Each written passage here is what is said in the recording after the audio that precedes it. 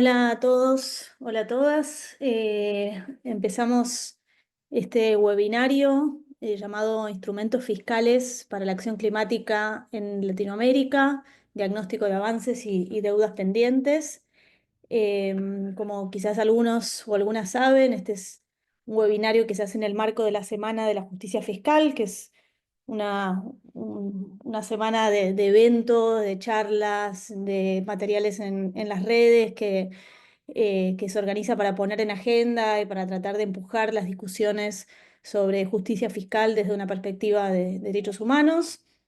Tanto la Semana de la Justicia Fiscal como este webinario está organizado por la Iniciativa por los Principios de Derechos Humanos en la Política Fiscal, que es una red de organizaciones de la región y también organizaciones globales que busca vincular las decisiones de política fiscal, es decir, las decisiones de gasto de los recursos públicos y también de las estructuras tributarias con los principios de derechos humanos. Es decir, un grupo de organizaciones que plantea que las decisiones de política fiscal no pueden omitir las obligaciones que tienen los estados en materia de derechos humanos. No solamente no lo pueden omitir, sino que tienen la obligación de que estén alineadas, es decir, que las políticas fiscales contribuyan a garantizar los derechos de todos y todas. En esta oportunidad vamos a poner el foco en la relación que existe entre estas decisiones de gasto y de recaudación con la crisis climática que se vive hoy en el mundo y teniendo en cuenta que no existe ninguna posible política pública de acción climática, ninguna acción posible que no esté acompañada de recursos, ¿no? Entonces, este cruce, esta afirmación trae muchísimas preguntas, tensiones, ¿no? Como, bueno, en qué medida los gobiernos están teniendo en cuenta esta necesidad de recursos en sus presupuestos, en qué medida están utilizando instrumentos como subsidios, estímulos fiscales, impuestos ambientales, presupuestos etiquetados, en las decisiones sobre cómo gastar sus recursos y cómo recaudar también. O sea, en síntesis, en qué medida está siendo una prioridad en las decisiones de gasto público. También preguntas sobre de dónde están saliendo estos recursos, quién está pagando el costo de esta crisis ambiental que estamos viviendo, qué rol están cumpliendo los países que han sido más responsables del cambio climático en el financiamiento de las políticas de transición energética y de adaptación y de mitigación del cambio climático. ¿Qué rol juegan las deudas soberanas? ¿En qué medida las instituciones de financiamiento internacional están con sus condicionamientos contribuyendo a los procesos de transición energética o al contrario están obstruyendo esas políticas de transición energética? ¿En qué medida también las deudas están restringiendo el espacio fiscal que tienen los países para hacer frente a la crisis? Eh, por último, en relación a los costos, ¿qué costos está teniendo para los países emergentes, para los países del sur global, esta crisis climática, ¿no? Las catástrofes naturales que estamos viendo cada vez más seguido tienen un costo presupuestario enorme. Bueno, ¿cómo hacer frente a esos costos? ¿Quiénes deben contribuir también a hacer frente a esos costos? Entonces, esto es solo algunas de las preguntas vinculadas con este cruce entre política fiscal y acción climática. En este webinario, la idea es hacer foco en 4 países de la región, que van a ser México, Brasil, Argentina y Colombia, con realidades muy distintas. Y también vamos a tener algunas exposiciones que se hacen esta pregunta desde una perspectiva más global, más internacional. De todo esto vamos a conversar con 6 organizaciones. Las 6 organizaciones son parte de la iniciativa, 4 organizaciones nacionales y 2 organizaciones globales. Entonces, para ya empezar, vamos a abordar la situación de Colombia a partir de la exposición de Mariana Matamores, que es investigadora principal de la línea de justicia fiscal de Justicia. Y Mariana nos va a comentar un poco cuáles son las medidas fiscales que está tomando el gobierno de Petro para enfrentar el cambio climático y los desafíos que existen en la política de transición energética que está planteando discursivamente al menos el gobierno de Petro, ¿no? De pasar de un modelo basado en los combustibles fósiles a energías renovables. Bueno, ¿en qué medida esto realmente está ocurriendo? ¿Cuáles son los desafíos? ¿Cuáles son los límites de esta política que se propone el gobierno de Petro? Así que, bueno, le doy la palabra a Mariana. Hola Luna, muchas gracias. Gracias compañeras y compañeros por el espacio. Bueno, yo quiero hacer una pequeña presentación, pues solo para mostrarles un par de gráficos. Ahí están viendo mi pantalla, ¿no?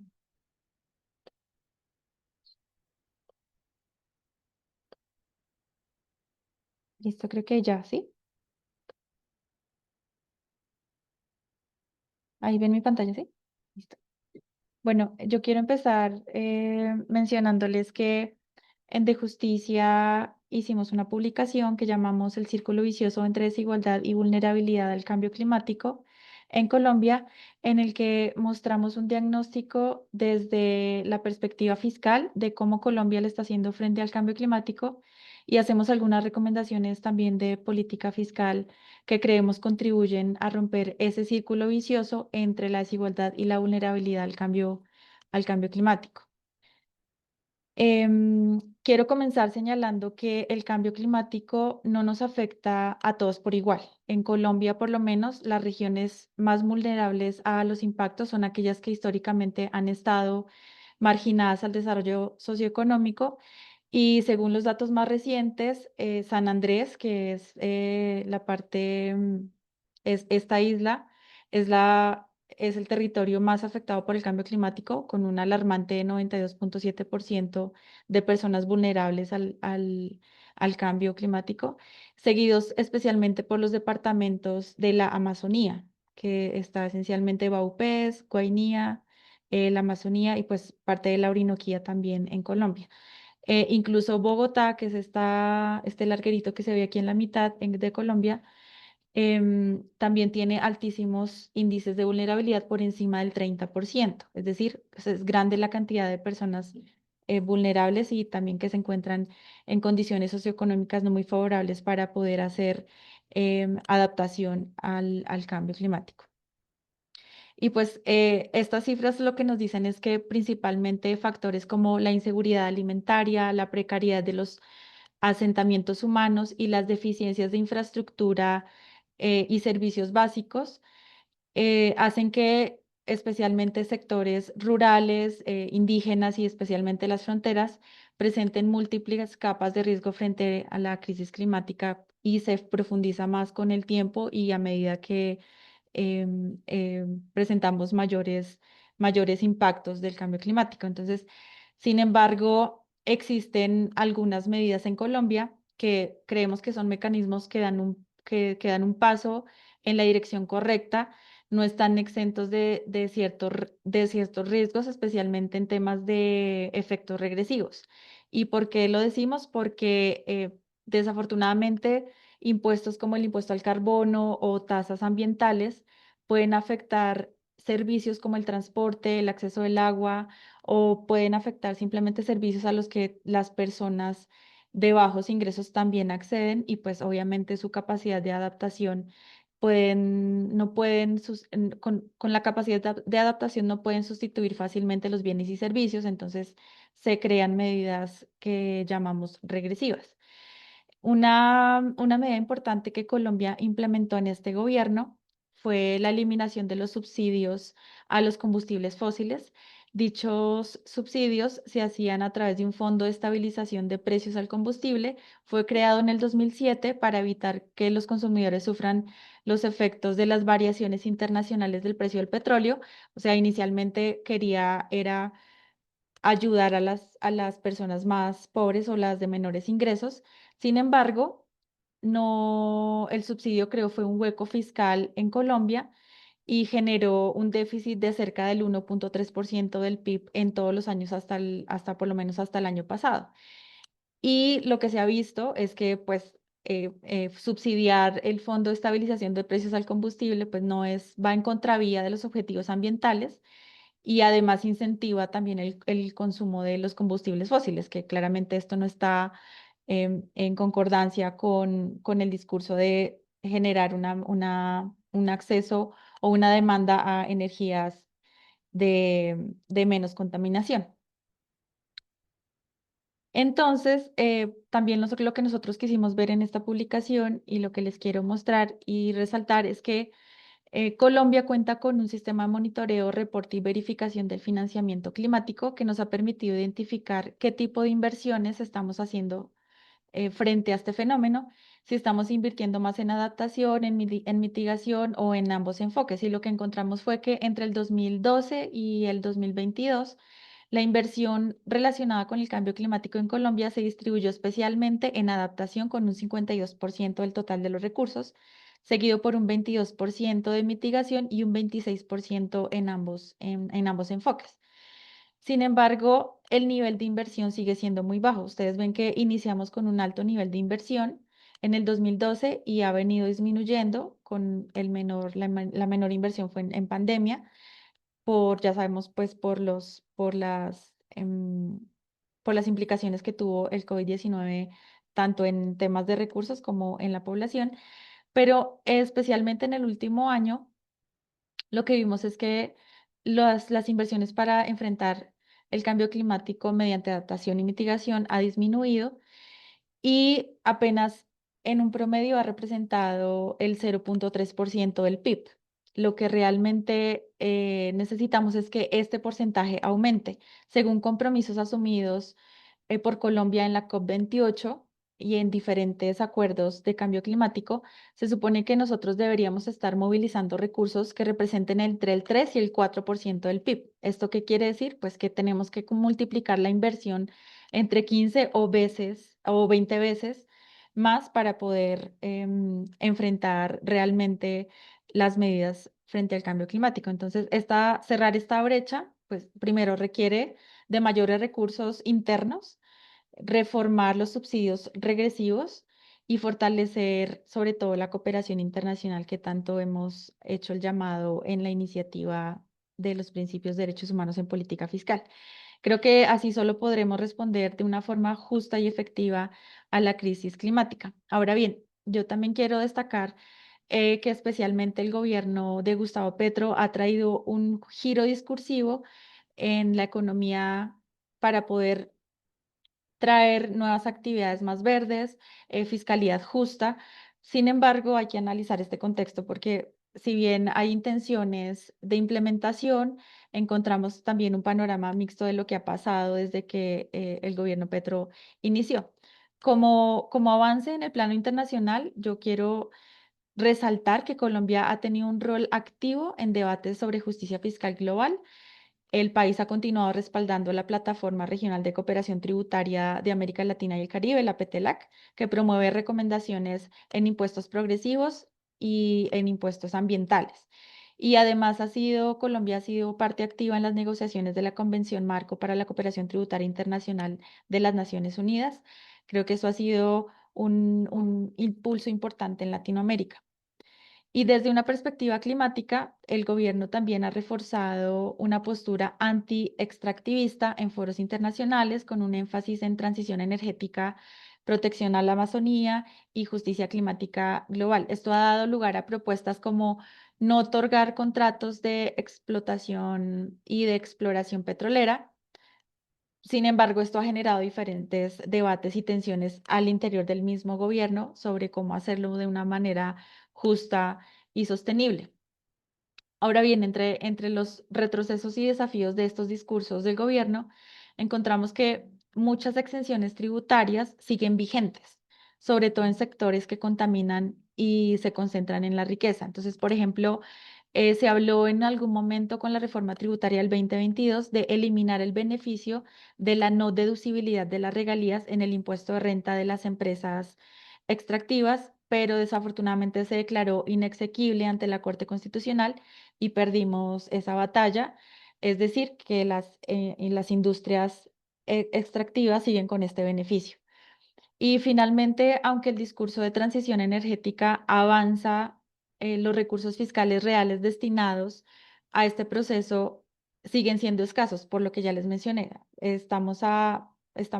Por muy por debajo de la movilización de recursos que necesitamos y no hay un plan claro y financiado para acompañar a las comunidades dependientes del carbono del petróleo en su transición, que especialmente en regiones como en La Guajira, en la parte norte de Colombia, dependen mucho de la extracción de carbón y de minerales, lo que hace que la misma población dependa económicamente de esta actividad. Entonces, desafortunadamente no hemos visto tampoco unos planteamientos relacionados con cómo hacer ese cambio económico en las mismas poblaciones. Y esto claramente pone en riesgo la dimensión de justicia en la transición energética.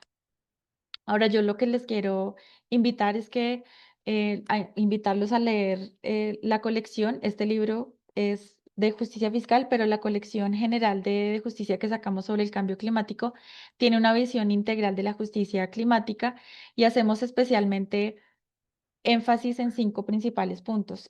Primero, en que deberemos proponer una justicia climática multidimensional que parte de reconocer los impactos de la crisis climática em, no son neutrales de ninguna manera. Lo que hacen es afectar de manera desproporcionada a comunidades empobrecidas, a las fronteras, como les mencioné en el mapa, nuestra, nuestra nuestro impacto especialmente es en territorios de periferia y más donde hay más pueblos indígenas, afrodescendientes y campesinado. Entonces, las políticas de justicia fiscal deben tener en cuenta todo este fenómeno multidimensional. Ahora, también es importante mencionar que desde justicia combinamos la investigación-acción con un fuerte anclaje territorial, es decir, que acompañamos y hemos acompañado procesos locales visibilizando los conflictos socioambientales como el acaparamiento del agua, la captura de los bosques por grandes intereses económicos y los efectos regresivos de ciertas políticas fiscales, que como les mencioné, nosotros fuimos parte de las organizaciones que intervinieron en la discusión sobre la no deducibilidad de las regalías. Dimos varias discusiones al respecto relacionadas con los derechos humanos y la justicia climática, pero pues sin embargo no logramos un mayor impacto. Y creo que también desde Justicia hemos intentado trabajar en el desarrollo de diálogo con redes nacionales e internacionales, impulsando alianzas que reclaman mayor cooperación internacional del financiamiento climático y responsabilidades, sobre todo entre el norte global y el sur global. Entonces, creo que el llamado a la acción que yo hago es que sigamos implementando este tipo de discusiones. Puede ser muy difícil estar en la virtualidad, pero creo que esta es la forma de conectarnos con diferentes países y diferentes organizaciones. Y creo que tenemos que en este momento, sobre todo después de lo que pasó en Sevilla con la cuarta conferencia para el financiamiento del desarrollo, lo que necesitamos es, como organizaciones de sociedad civil, seguir de cerca los desafíos y las oportunidades que existen y pues además seguir creando red para seguir incidiendo con nuestras propuestas a nivel nacional y a nivel internacional. Muchas gracias. Muchas gracias, Mariana, por tu presentación. Me pareció interesante este diagnóstico, esta especie de radiografía que haces del gobierno de Petro y cómo a veces las cosas no son tan lineales, ¿no? Y por momentos parece que hay cierta intención, pero hay cosas que se pueden, cosas que no. También el rol de la justicia, que a veces queda un poco desdibujado en estas discusiones, pero muchas veces tienen un rol decisivo en lo que pueden o no pueden hacer los gobiernos. Y también las tensiones que pueden existir entre algunas posiciones, empujar algunas posiciones a nivel internacional, pero que eso no necesariamente se refleja a nivel nacional. Bueno, muchas gracias. Ahora le dejo la palabra a Alejandro Gallero, que es coordinador del programa de justicia fiscal de la Asociación Civil por la Igualdad y la Justicia de Argentina. Y Alejandro nos va a hablar un poco de la situación de auge que está habiendo en Argentina en relación a la explotación de hidrocarburos. Imagino que va a hablar probablemente de la zona de Vaca Muerta y la estructura de recaudación que hay detrás de esa industria, digamos, qué parte se la queda al Estado, qué parte la queda al privado, cómo es esa distribución y el impacto que eso está teniendo en la profundización de la desigualdad y también en el agravamiento de la crisis climática. Así que bueno, Ale. Bueno, muchas gracias Luna por la introducción. Creo que parte de lo interesante de este encuentro es justamente marcar la heterogeneidad de situaciones que hay en la región y bueno, respecto a lo que hablaba Mariana recién, el panorama en Argentina es bastante diferente. Lo que yo quiero hacer en estos 10 minutos es, por un lado, decir unas cuestiones del proceso que está atravesando Argentina respecto al auge de la explotación hidrocarburífera, algo de las políticas que se están llevando adelante, pero sobre todo contarles algunos primeros avances de un programa de investigación que tiene el área sobre los efectos de ese auge y esas políticas sobre la inequidad fiscal en Argentina y sobre la posibilidad que tiene el Estado de recaudar en relación a los hidrocarburos. Y para finalizar, me gustaría también contar en qué estamos ahora y en qué queremos avanzar para poder también tener si se puede, algún diálogo sobre eso. Bueno, lo primero a decir es que Argentina está en un proceso de auge de explotación de hidrocarburos, ¿no?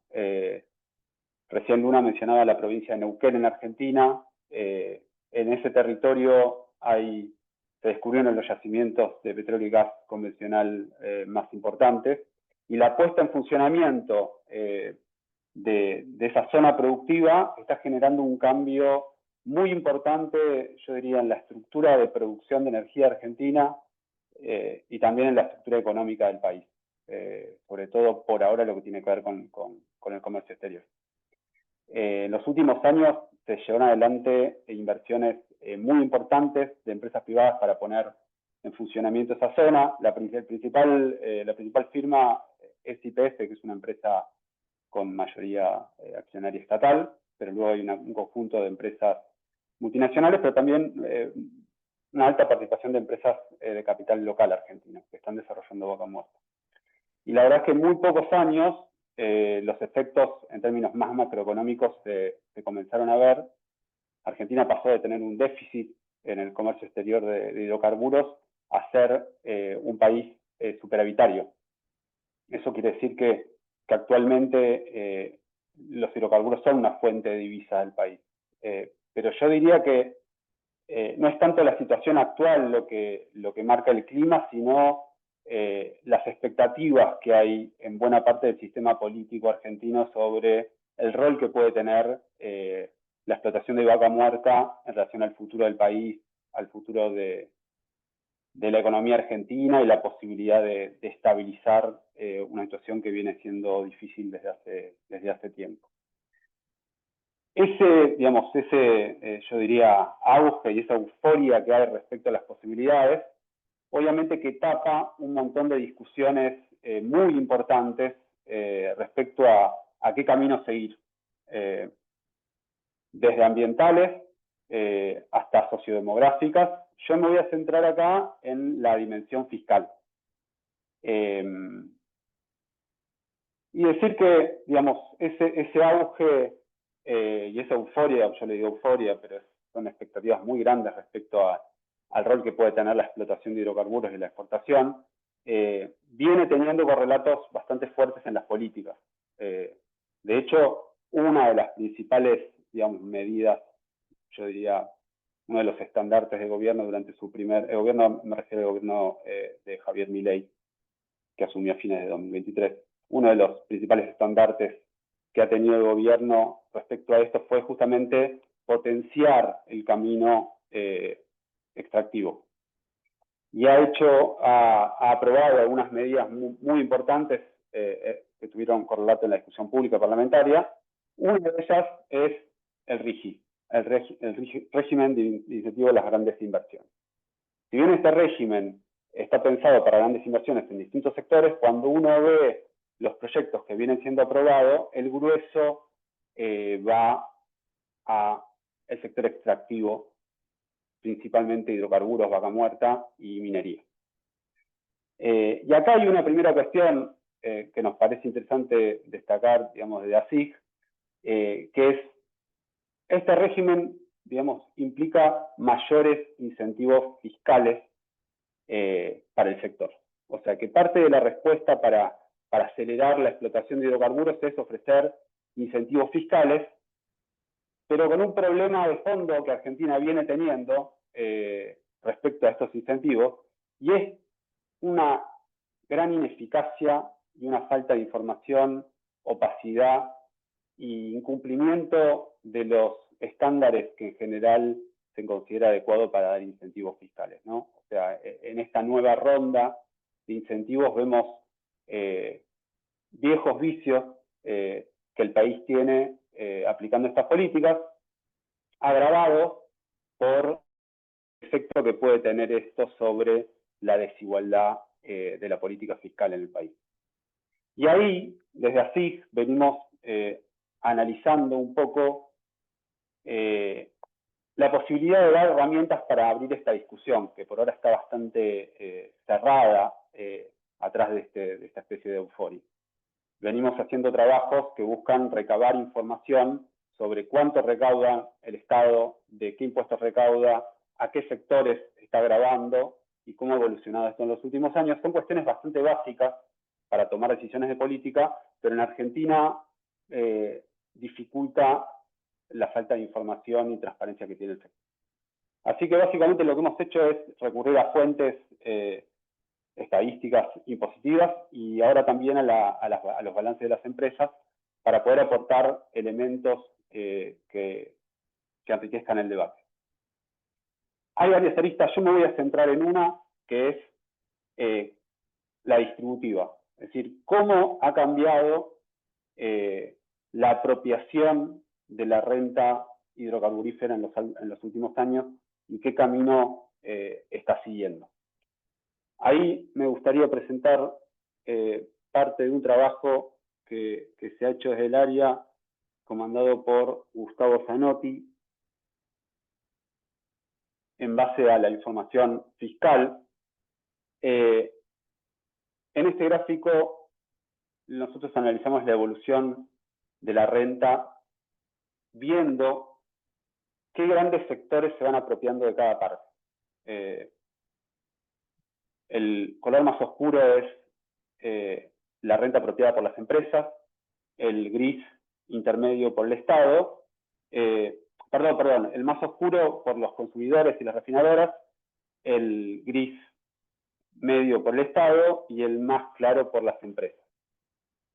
Lo primero que llama la atención es que en la trayectoria de las últimas décadas, las empresas hidrocarburíferas han tendido a aumentar su participación en la renta versus un retroceso bastante marcado de la renta apropiada por el Estado en sus distintos niveles, nacional, provincial principalmente, a lo largo del tiempo, y también la reducción de la renta que se apropian los consumidores, por ejemplo, en Argentina pagando menos por el combustible a partir de subsidios, etc. Uno podría preguntarse, bueno, es una evolución que tiende a debilitar la participación del Estado en la renta, pero hay que ver cómo estamos a nivel regional. Y acá tenemos datos construidos a partir de la información de distintos países, básicamente con fuente en CEPAL, donde vemos que en los últimos años Argentina se transformó en uno de los países con el Estado que menos renta apropia del sector hidrocarburífero. Y esto es especialmente interesante lo que sucedió en la última etapa, a partir de 2021, donde, digamos, la distancia con otros países se agranda, ¿no? Entonces, una primera cuestión, nosotros tenemos un gobierno que está muy concentrado en la expansión del sector hidrocarburífero, pero tenemos un Estado que recauda relativamente poco en relación a lo que pasa en otros países de la región. Hay una segunda discusión que es interesante, y es ver dentro de los distintos niveles de Estado en Argentina qué parte de la renta se apropia cada nivel. Y acá creo que nosotros vemos, digamos, el peligro del crecimiento de un nuevo tipo de desigualdad, no de un nuevo tipo, pero de la potenciación de una desigualdad que ya existe, que es la regional. ¿Por qué? Porque cuando vemos los impuestos que pagan las empresas hidrocarburíferas, lo que obtenemos es que el impuesto que cada vez gana más participación es el de las regalías. Y en Argentina, las regalías son cobradas por las provincias. Es decir, todas las regalías van a los estados subnacionales donde se hace la explotación. En Argentina, Vaca Muerta está situado principalmente en la provincia de Neuquén. Entonces uno podría decir que a la vez que la recaudación del Estado Nacional Argentino se va achicando, fíjense, los impuestos que recauda el Estado Nacional es principalmente el impuesto a las ganancias, que es el gris medio, y las retenciones a las exportaciones, que es el gris más claro. Esa participación se va achicando, o sea, el Estado Nacional cada vez recauda una parte menor, mientras que las regalías que recaudan las provincias se agrandan. Y esto tiene un problema, porque a diferencia de otros países donde hay esquemas de redistribución de esas regalías, entiendo que en Colombia pasa algo así, pero después lo conversamos, en Argentina no sucede lo mismo. Con lo cual, tenemos provincias que cada vez reciben más regalías y el rol de las regalías en sus ingresos se vuelve más importante. El caso más extremo es Neuquén. Hoy por hoy Neuquén tiene casi un 40% de sus ingresos tributarios en base a regalías. Y algo menor, pero en el mismo sentido va pasando con otras empresas con actividades extractivas importantes, pero no sucede lo mismo con el resto de las provincias. No solo eso, sino que el Estado Nacional cada vez tiene menos financiamiento para hacer inversiones, para redistribuir ingresos a esas provincias pobres. Entonces ahí tenemos un segundo aspecto de esta desigualdad que es probable que se vaya incrementando en Argentina. Bueno, en resumidas cuentas, nosotros estamos en un proceso justamente para tratar de reconstruir datos sobre el esquema de tributación del sector hidrocarburífero y poder generar este tipo de discusiones. En un primer momento lo hicimos a través de información del organismo fiscal del ARCA en Argentina, y ahora estamos avanzando recabando la información de los balances de las grandes empresas que operan en el país. Y lo que queremos hacer es generar una gran base de datos, principalmente anclada en lo fiscal, sobre lo que aportan a nivel impuesto cada empresa identificada individualmente y lo que reciben en condición de incentivo fiscal. Al mismo tiempo, y acá hay otras organizaciones que también están involucradas en esto, la Miro a Luna del CELS, tenemos un espacio para poder hacer un seguimiento del proceso de incentivos del RIGI, donde participan distintas organizaciones, que se llama Observatorio RIGI, con la idea también de transparentar la información que se va dando a partir de la aplicación del régimen. Dejo acá y si quieren podemos retomar la conversación después. Muchas gracias, Ale. Bueno, gracias por el panorama alentador de nuestro caso. Bueno, escucharte, la verdad que pensaba mientras te escuchaba que, a diferencia de Colombia, donde parece haber tensiones internas dentro del gobierno y de las posiciones internacionales y nacionales, en este caso no parece haber ninguna tensión, sino que está todo alineado, ¿no? Todas las políticas están alineadas para una profundización de una matriz extractiva y, bueno, sumado a eso, a esquemas tributarios de profundización de la desigualdad geográfica, social, Así que bueno, un panorama muy, muy complejo, pero qué importante también este trabajo que están haciendo para transparentar esta discusión y no estar y que no quede todo debajo de, como llamabas, esta especie de entusiasmo que hay, esta efervescencia que hay en torno de Vaca Muerta, sino también poder mostrar el lado B de Vaca Muerta, ¿no? Así que gracias. Bueno, nuestra siguiente expositora es Carolina Alves, que es asesora política de INESC, que es una organización de Brasil. Carolina nos va a hablar un poco del análisis que hacen desde la organización respecto del presupuesto nacional, las implicancias que tiene ese presupuesto en los derechos de las comunidades, en el marco de las políticas de transición energética y un poco también el trabajo que están haciendo de incidencia en las negociaciones climáticas, en el marco de la COP, me imagino, o de algunas otras instancias de negociación internacional. Así que bueno, Carolina, adelante. Obrigada. Primeiramente, boa tarde para todo mundo. Desculpa por estar falando em português, mas o meu espanhol não é aceitável tanto para poder estar comunicando todas as ideias e tudo que a gente precisaria comunicar aqui. Eu queria agradecer também o convite para poder participar desse evento e contribuir com esse olhar um pouco sobre o orçamento público e também o financiamento climático aqui no Brasil.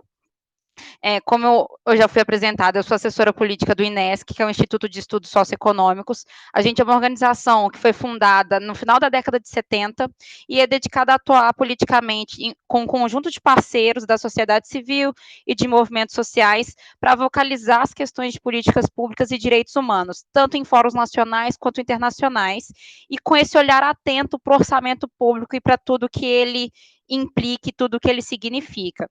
A gente atua na pauta climática desde a Rio 92, acompanhando o tema em negociações internacionais e articulações com redes, parceiros, movimentos sociais, contribuindo para as discussões da sociedade civil sobre o clima e incidindo nacionalmente para pautar as metas e os compromissos climáticos. O orçamento público, ele demonstra quais são as prioridades do governo, então ele se trata de um instrumento efetivamente político, e como tal, ele tem que contribuir para garantir progressivamente os direitos. E aí se torna fundamental ampliar e fortalecer o conhecimento sobre o orçamento público nos mais diversos setores da sociedade, para que todos possam incidir nas decisões sobre os recursos que afetam diretamente a todo mundo. Nessa perspectiva também do financiamento climático e como isso se conecta com o orçamento, a nossa atuação ela se dá tanto no âmbito nacional quanto no âmbito internacional. A gente nacionalmente monitora os gastos públicos do Ministério de Meio Ambiente e Clima, que tem tido seu orçamento praticamente inalterado nos últimos anos, tem ficado na ordem de pouco mais de 600 milhões de dólares. E o orçamento desse ministério para 2024 foi 20 vezes menos que o total dos subsídios concedidos pelo governo federal aos combustíveis fósseis. Aí, quando a gente fala também de um outro programa, que é o Programa de Gestão de Riscos e Desastres, a gente teve um orçamento de pouco mais de 300 milhões de dólares, que é um valor que a gente considera inadequado quando a gente olha para os eventos climáticos extremos que o Brasil enfrentou, principalmente em 2024, como as enchentes no Rio Grande do Sul, as secas que assolaram o país de norte a sul e as queimadas. Então, quando a gente olha para esse orçamento e essas execuções e essas questões, a gente também tem que olhar para suas amarras. E o orçamento público brasileiro, ele conta com uma grande amarra, que é o novo arcabouço fiscal, que em nome de uma estabilidade ou um controle de gastos públicos, ele limita a destinação de recursos para políticas sociais, socioambientais e políticas climáticas, impondo cortes até mesmo em setores em que existe uma vinculação constitucional.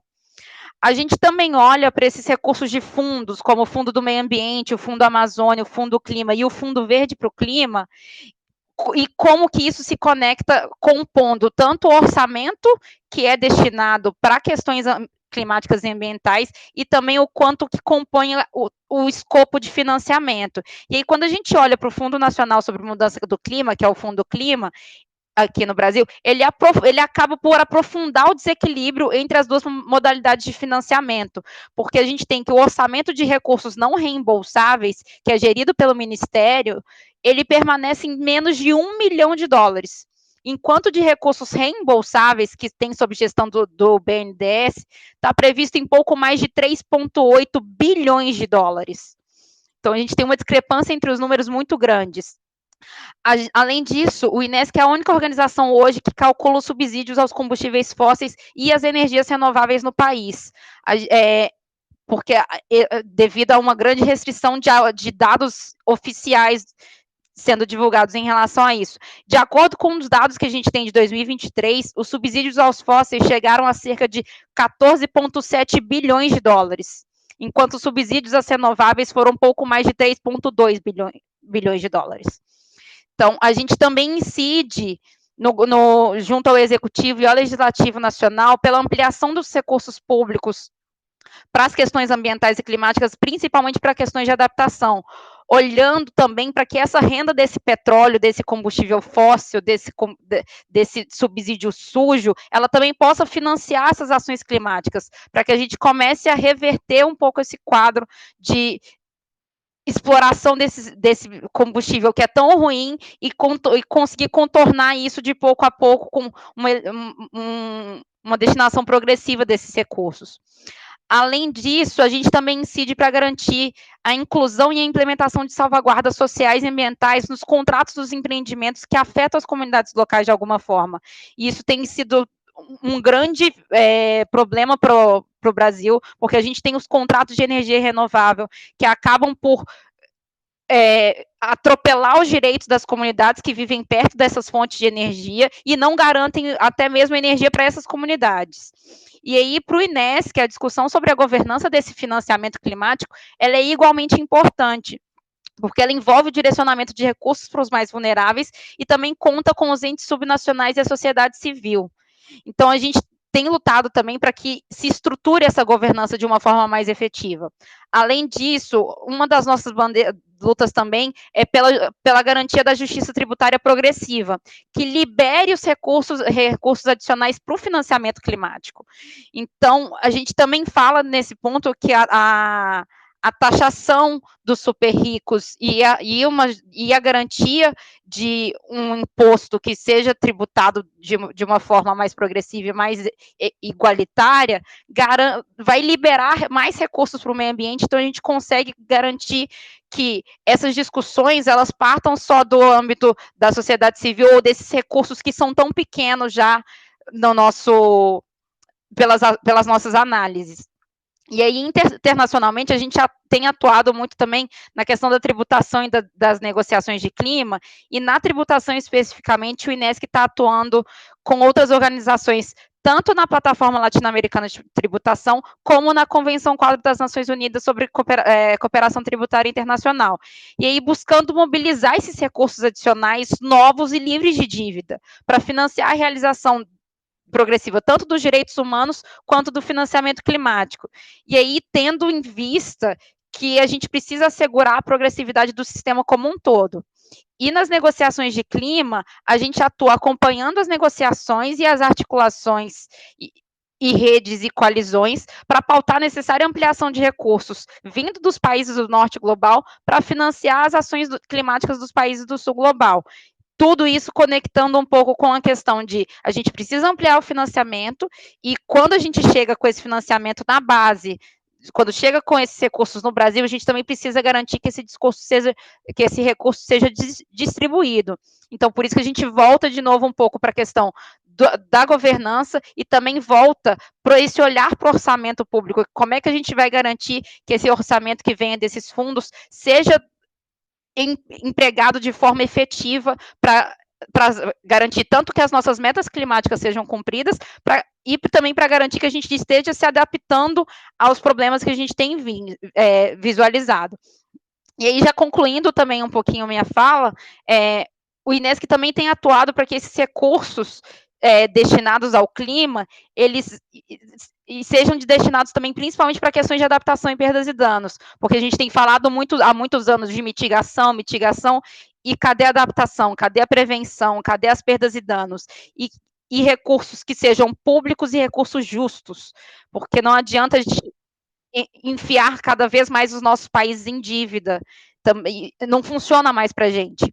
Então, a gente precisa garantir recursos não reembolsáveis na forma de doação, que sejam capazes de alcançar os territórios e os grupos vulnerabilizados, porque essa velha forma de financiamento na forma de empréstimo, ela é inacessível para as comunidades e para a maioria dos municípios brasileiros, porque eles já têm muitas dívidas e não podem contrair mais nenhuma dívida. Então, agradeço mais uma vez a oportunidade, e é isso, eu encerro minha fala um pouquinho com isso, gente. Obrigada. Muchas gracias, Carolina, por tu exposición. Me pareció muy interesante cómo pudiste abrir todos los aspectos que se juegan, ¿no? En un presupuesto como justamente un instrumento político, ¿no? No solamente recaudación, sino también garantizar una buena redistribución de esa plata, no solamente prever fondos para mitigación, pero también para prevención, la idea de los impuestos a los súper ricos, crear espacio fiscal para garantizar recursos para la acción climática. Bueno, muy completo en ese sentido, así que muchas gracias. Perdón, por último, vale, la última exposición de las realidades nacionales. Vamos a escuchar a Iván Benumea, que es coordinador del programa de justicia fiscal de Fundar. Nos va a hablar de la realidad de México y en particular va a ser hincapié en dos estudios de caso, un estudio sobre el impuesto al carbono y beneficios fiscales para la transición energética, y bueno, y esta tensión que existe entre subsidios a los impuestos fósiles y presupuesto destinado a las políticas ambientales y en particular la implementación de impuestos ambientales en México. Así que, Iván, te escuchamos. Muchas gracias, Luna. Muchas gracias a todas las personas que se conectaron a este webinar. ¿Se alcanza a ver mi pantalla en modo completo? Sí. Sí, Iván, perfecto. Gracias. Bueno, sí, justamente yo voy a exponer un poco sobre la situación del caso mexicano y algunos análisis que hemos hecho desde Fundar. Mi presentación está dividida en tres momentos. En un primer momento voy a dar un panorama general sobre el gasto y los impuestos para la acción climática. Después, algunos casos de estudio que hemos documentado en Fundar, particularmente el impuesto al carbono y algunos problemas de los beneficios fiscales para la transición energética. Y después voy a promocionar, la verdad, una pequeña herramienta que diseñamos en Fundar para facilitar el acceso a la información y los análisis sobre política fiscal y cambio climático. Lo primero que me parece muy importante decir es que desde Fundar sabemos que en realidad no habrá presupuesto suficiente para enfrentar la crisis climática si no cambia radicalmente el modelo de producción global. A nivel global, pues las actividades económicas continúan dependiendo de manera muy significativa de los combustibles fósiles, en un 84% más o menos. Y en México esta proporción ha disminuido un poco, hay cada vez más participación de las energías renovables, pero el problema que se ha identificado en México es que estas energías pasan a sumar, digamos, a la matriz energética en lugar de sustituir a los combustibles fósiles, y eso más bien ralentiza los avances en la transición energética. Es decir, cada vez consumimos más energía en lugar de estar pensando en maneras de reducirla o por lo menos optimizarla. Desde el lado del gasto para la acción climática en Fundar hemos documentado muchas veces. En septiembre vamos a evaluar de nuevo cómo va el presupuesto relacionado para la acción climática cuando se presente el paquete económico del 2026. Y un dato muy alarmante que también pues, refleja el modelo económico de nuestro país es que el gasto en combustibles fósiles, el gasto en energía es 64 veces mayor que el gasto en protección ambiental. Y el gasto en protección ambiental lamentablemente ha disminuido desde que el gobierno de AMLO llegó al Poder Ejecutivo, y nos parece muy importante revertir esta tendencia para que haya un verdadero compromiso alrededor del combate al cambio climático. También otro dato preocupante es que la Secretaría de Medio Ambiente en 2025 sufrió un recorte presupuestal del 39%, y este recorte fue consecuencia del ajuste fiscal del año pasado que el gobierno de Claudia Sheinbaum implementó para reducir la diferencia entre nuestro endeudamiento público y el gasto público. Desde Fundar también creemos que la acción climática debe de ser una política transversal, es decir, no solamente debe depender de una secretaría o de ciertas autoridades, creemos que debe de ser un compromiso que sea tomado en serio por todos los entes del Estado, por el Poder Judicial, por el Poder Legislativo, etcétera. Y para más o menos identificar cómo se comporta ese presupuesto relacionado con la crisis climática, en México tenemos un presupuesto que identifica cuántos recursos hay, que se llama Anexo 16 o Recursos para el Cambio Climático. Y hemos también documentado en Fundar muchos problemas alrededor del funcionamiento de este instrumento que en teoría debería reflejar la máxima transparencia. Por ejemplo, en 2025 el gasto en cambio climático equivale a algo parecido al 0.5% del PIB, pero el 19% de ese presupuesto se concentra en las obras del Tren Maya, que es un proyecto que ha sido muy problemático en nuestro país porque ha implicado la deforestación y la pérdida de biodiversidad en el sureste mexicano. Y otro problema es que el gasto en cambio climático se concentra, por ejemplo, en el transporte de gas fósil. El 16% del presupuesto se concentra en el transporte de gas, y esto nos habla de que este presupuesto tiene serios problemas de diseño, y lo que hemos propuesto desde Fundar es que, de entrada, algo muy sencillo, es que este instrumento permita diferenciar entre el gasto en mitigación versus el gasto en adaptación. Otra propuesta que hemos planteado es que se excluyan proyectos y programas presupuestarios que no tengan una relación directa con el cambio climático. Es decir, lo que ahorita tenemos son solamente datos, pero no tenemos explicaciones por parte de las autoridades.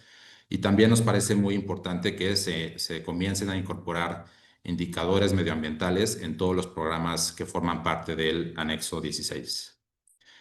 Desde el lado de los impuestos para la acción climática, en Fundar también nos hemos sumado a lo que muchas organizaciones de las que estamos aquí y también otras a nivel internacional han colocado en los últimos años, que tiene que ver con cómo los impuestos progresivos podrían jugar un papel más importante en el combate al cambio climático.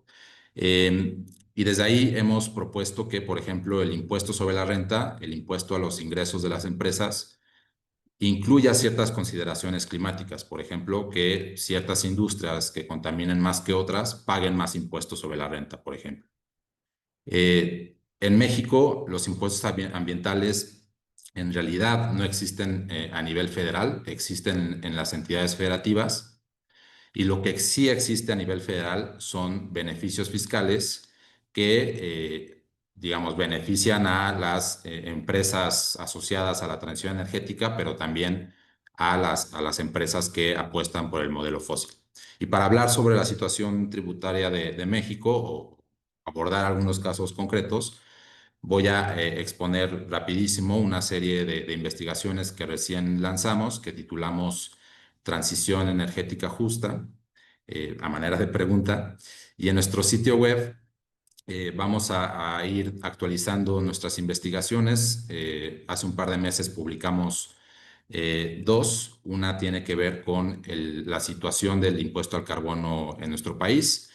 Elaboramos una guía para entender el impuesto federal al carbono, donde básicamente ofrecemos de la manera más accesible posible diferentes preguntas y respuestas, como que tienen que ver con su historia legislativa, con las justificaciones que se plantearon cuando se creó este impuesto, si existen mecanismos de etiquetado del impuesto, quiénes deben de pagarlo, cuánto debe de pagarse, qué problemas hay en términos de desigualdad, porque por ser un impuesto indirecto o al consumo, digamos, es muy importante siempre evaluar quiénes lo están pagando, si las personas de bajos ingresos o las personas de altos ingresos.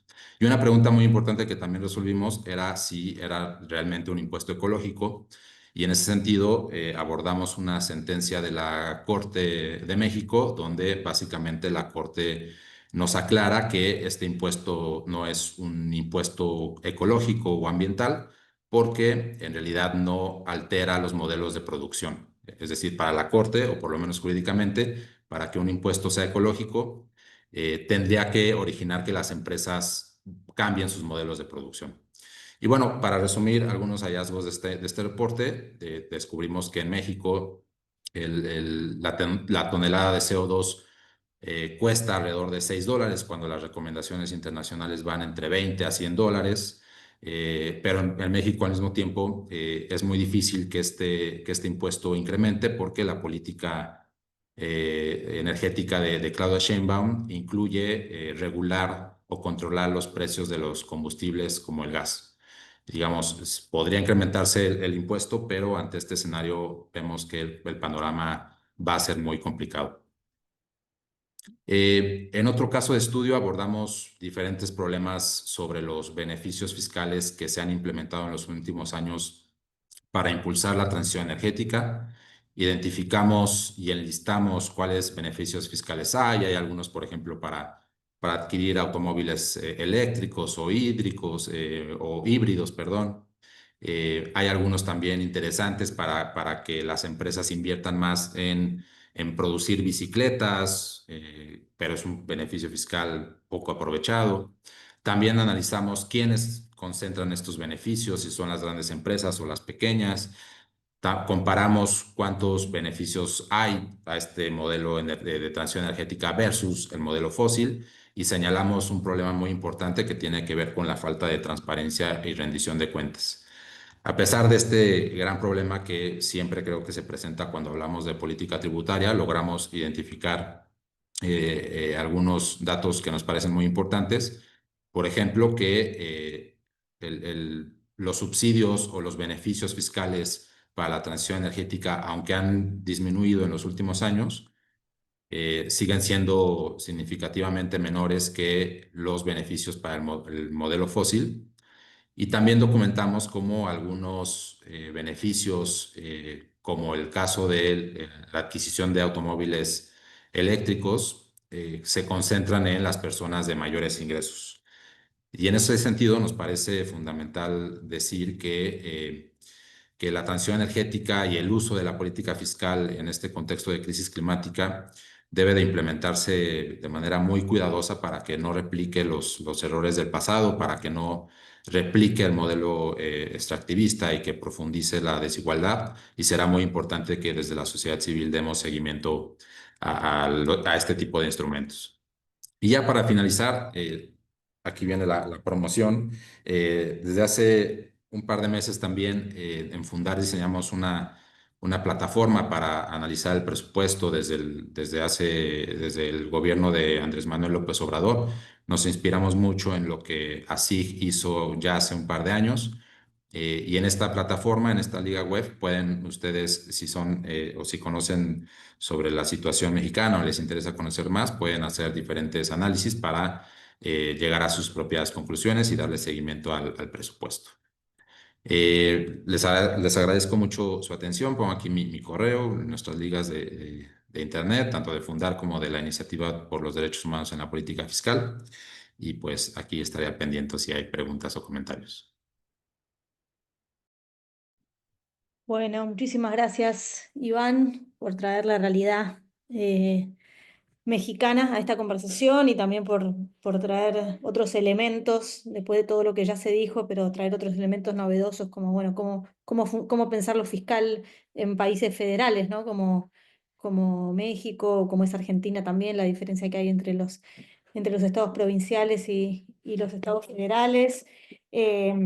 También parecía interesante esto que decías de prestar atención a que la política fiscal ambiental tampoco reproduzca desigualdades sociales y también esta idea de, bueno, la necesidad de también no quitar el foco en la necesidad de modificar la matriz energética, ¿no? Y no solamente pensar en lo recaudatorio, incluso, bueno, este fallo que mencionaba desde la Corte Mexicana, donde decía, bueno, está bien, es un impuesto y no está mal, pero en definitiva no cambia el modo de producción, por lo cual no se puede considerar como no dejar de tener en mente ese horizonte más largo de modificar el problema de raíz. Así que gracias por traer estos elementos. Bueno, ahora pasamos al bloque de las exposiciones desde una perspectiva más global. Vamos a seguir con la exposición de Ezequiel Steuermann, que es integrante del área de justicia económica de la Global Initiative por los derechos económicos, sociales y culturales. Ezequiel, entiendo que va a poner el foco en algunos de los procesos de negociación en ámbitos internacionales que hoy que están en marcha, en particular la COP de este año que va a ocurrir en Brasilia, la COP creo que es COP 30, la Tax Convention y también alguna referencia a la opinión consultiva que acaba de publicarse la semana pasada, creo, la opinión consultiva sobre emergencia climática que sacó la Corte Interamericana y bueno, qué elementos podemos tomar de ahí para pensar lo fiscal. Así que Ezequiel, adelante. Muchísimas gracias, Luna, y muchísimas gracias a todos, todas, todes por organizar esta conversación que viene en un momento muy oportuno. Como dijo Luna, yo voy a describir un poco qué es lo que vemos las organizaciones que estamos haciendo incidencia en estos procesos globales, pero quiero empezar estos 10 minutos con una nota de optimismo, que es que más allá de las realidades nacionales tan complicadas que estamos que los colegas describieron también, de las limitantes tal vez que se ven en el espacio fiscal de todos los países, más allá de la ideología que tenga el gobierno o el tipo de política pública que implementa, que hay un espacio fiscal en nuestra región que se encuentra limitado para realizar esta acción climática. La nota de optimismo es que recién, no hace una semana, sino hace literalmente una hora y media, la Corte Internacional de Justicia sacó su muy aguardada opinión consultiva sobre cambio climático. Obviamente que el hecho de que haya salido hace una hora y media hace que no les pueda brindar un análisis acerca de la opinión consultiva porque es humanamente imposible leerla en este tiempo, pero sí, aparentemente por todo lo que se está diciendo, hay ciertos estándares jurídicos innovadores que surgen de esta opinión consultiva y que vienen a ayudarnos a entender mejor aún cuáles son las consecuencias jurídicas en materia de derechos humanos de una política fiscal que debe alinearse a la transición climática. Y esto es particularmente relevante porque la Corte Internacional de Justicia, más allá de los tribunales regionales de derechos humanos, Luna mencionó la opinión consultiva de la Corte Interamericana, que también salió hace un par de semanas, en distintas partes del mundo hay distintos tribunales regionales de derechos humanos, pero el tribunal, si se quiere, superior o que da la última palabra jurídica desde el derecho internacional en todo el mundo es la Corte Internacional de Justicia, que es la que sacó la opinión consultiva hace unos minutos. Y para contarles un par de hallazgos que hay y que son muy pertinentes, que obviamente uno después puede ponerse, tenemos que todos ponernos a estudiar, la Corte determinó que la obligación de no dañar es una costumbre internacional, es decir, que es obligatoria para todos los estados, más allá de los tratados que ratifiquen o no, o más allá de los tratados a los cuales renuncien eventualmente, y que implica los mismos deberes de los estados que el Acuerdo de París. Esto es particularmente relevante a efectos de financiamiento climático porque el Acuerdo de París establece distintas obligaciones bastante concretas a efectos de, el financiamiento de la transición climática. Una de esas obligaciones son las responsabilidades comunes pero diferenciadas, que implican que aquellos países que contaminaron más son quienes deben afrontar en mayor medida las cargas para financiar la transición climática. Y otras obligaciones son la de realizar reformas financieras tales que se puedan situar los flujos financieros mundiales en una trayectoria que habilite a la transición climática y la lucha contra el cambio climático. Esto da la puerta de entrada a hablar de política fiscal progresiva con vinculación al financiamiento climático, no solamente como una opción ideológica del gobierno de turno, sino ahora sí como una obligación vinculante desde el punto de vista del derecho internacional. Y también algo que plantea la Corte de manera también igualmente relevante es en contra del argumento de ciertos estados que planteaban que el cambio climático únicamente se regula por la normativa climática en sí misma, Acuerdo de París, Convenio Marco de Naciones Unidas sobre Cambio Climático, la Corte Internacional de Justicia acaba de decir que no, que eso no es así, que no se aplica lo que en derecho llamamos el principio del lex specialis, sino que hay que regular, en verdad no hay que regular, se regula el financiamiento climático de una manera integral, tomando en cuenta todas las obligaciones de los estados desde el punto de vista del derecho internacional. Y ahí entran las obligaciones en materia de derecho internacional de los derechos humanos, con su dimensión nacional, dimensión que fue recientemente explorada por el Comité de Derechos Económicos, Sociales y Culturales de la ONU, explicitando que justamente las obligaciones que los estados tienen en materia de derechos humanos desde el punto de vista nacional implican reformas fiscales progresivas que apunten al cumplimiento, en definitiva, de los objetivos de desarrollo sostenible, entre los cuales está combatir la emergencia climática, pero también una dimensión extraterritorial, que es en la que yo quiero poner el foco en estos minutos que me quedan. ¿Qué significan estas obligaciones? Básicamente las obligaciones que tienen los países con los recursos necesarios para poder afrontar las cargas que implica combatir la emergencia climática para con aquellos estados, como los de nuestra región, y como muy bien describían nuestros colegas, que se encuentran con un espacio fiscal limitado y por tanto toman distinto tipo de políticas a nivel doméstico, tal vez con las manos un poco atrás, atrás de la espalda, para confrontar la emergencia climática, o para fortalecer inclusive su situación macroeconómica interna y sus reservas de la manera que encuentren más conveniente posible. Entonces, a partir de eso, quedan claro, desde el punto de vista del derecho internacional, que estas obligaciones extraterritoriales aplican y son de relevancia normativa para la lucha contra el cambio climático y que por lo tanto deben aplicarse en todas las negociaciones multilaterales que están sucediendo en este momento sobre financiamiento. ¿Cuáles son estas negociaciones multilaterales a las cuales la Iniciativa Global por los Derechos Económicos, Sociales y Culturales, GI y otras organizaciones colegas estamos dando seguimiento? En primer lugar están las que vienen de la arena típicamente climática, y con esto me refiero a las COPs, los procesos dentro de la Convención Marco de Naciones Unidas sobre Cambio Climático. El año pasado, en la COP29 en Azerbaiyán, hubo un debate muy acentuado acerca de financiamiento climático y de básicamente las distintas maneras en las cuales la política fiscal puede alimentar a luchar contra la emergencia climática y fortalecer el espacio interno de los estados para financiar políticas públicas en ese sentido.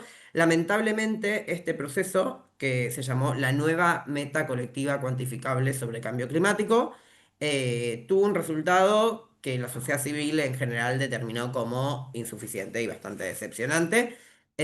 Insuficiente en tanto al monto que se definió, ahí les voy a leer el número, el monto que se definió en Azerbaiyán es de 300.000 millones de dólares, cuando el reclamo de la sociedad civil y de los países del G77 era de al menos 1,3 billones de dólares anuales hacia 2030, es decir, a nivel monto, un monto bastante relegado, pero también una insuficiencia en tanto a la modalidad. No se determinó que este tipo de financiamiento deba ser concesional y no a partir de préstamos capitalizables, que es actualmente la principal situación en la cual, la principal modalidad en la cual se están dando estos préstamos y por lo tanto perpetúan una situación de endeudamiento crónico de Latinoamérica hacia África principalmente.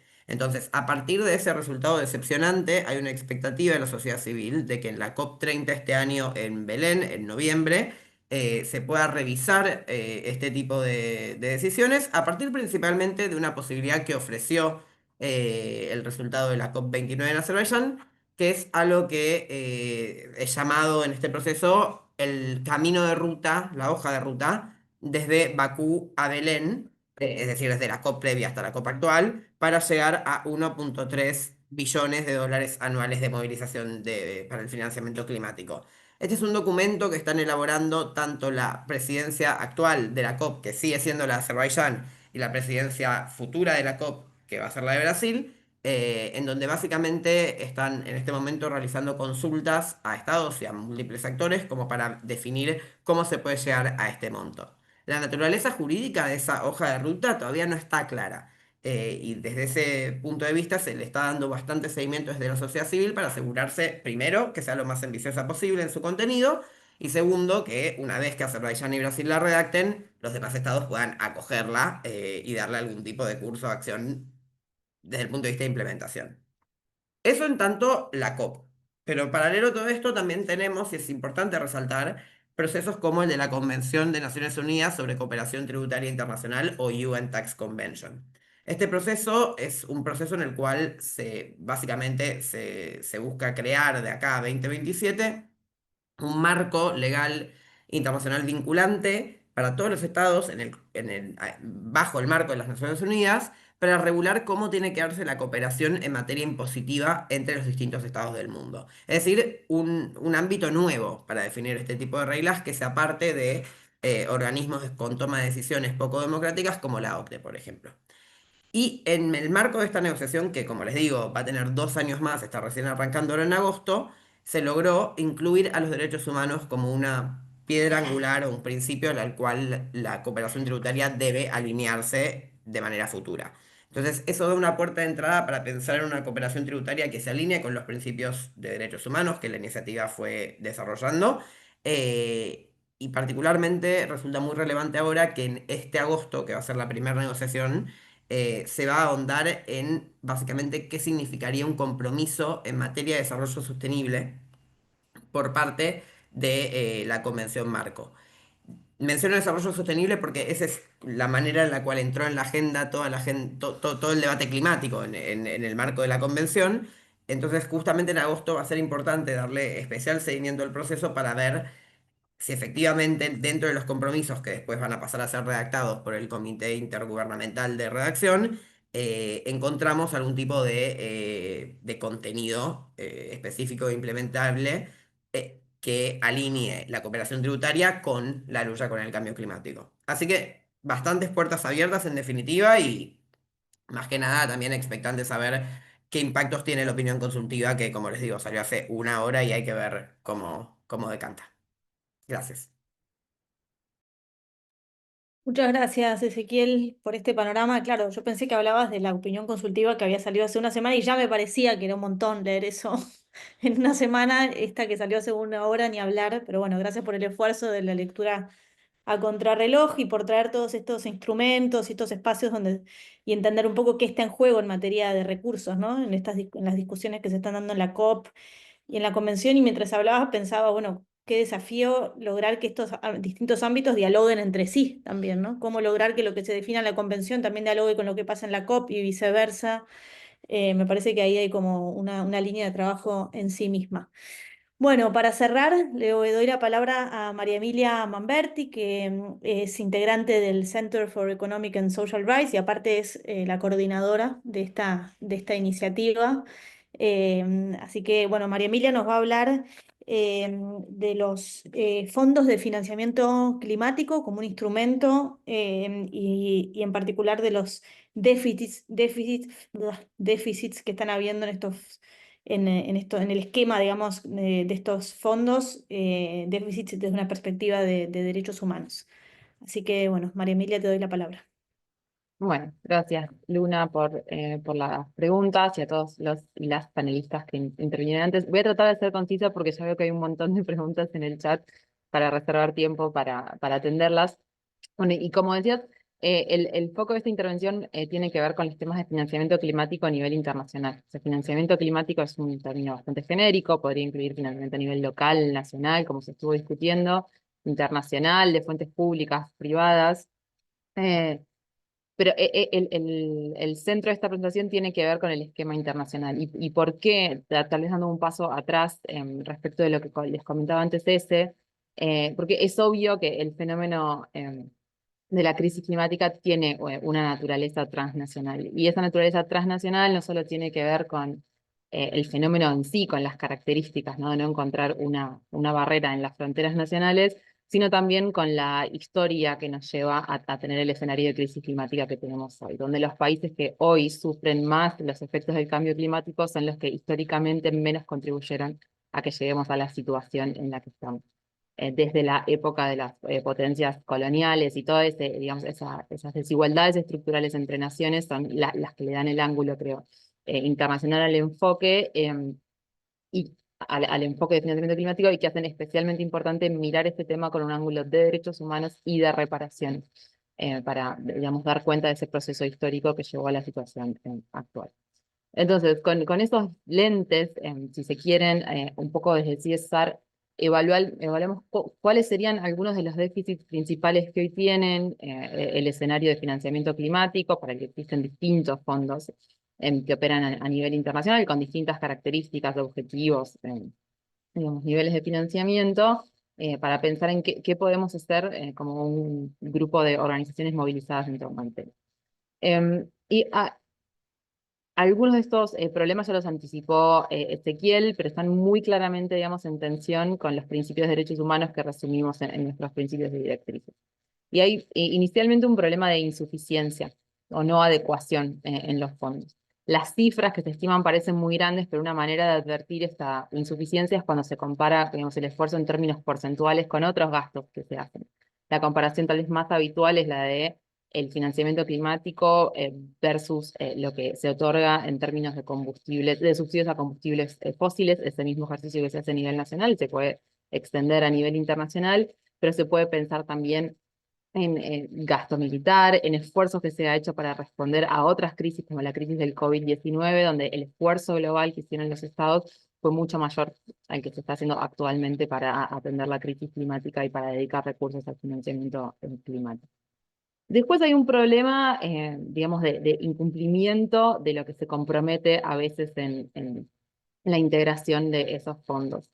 Bueno, ahora como hablaba Ezequiel, en el marco de la infraestructura internacional hay un compromiso nuevo, hay que ver el nivel de concreción, pero digamos hay un problema de déficit de rendición de cuentas respecto de cómo se integra lo poco o mucho que efectivamente se promete integrar para financiamiento climático a nivel internacional.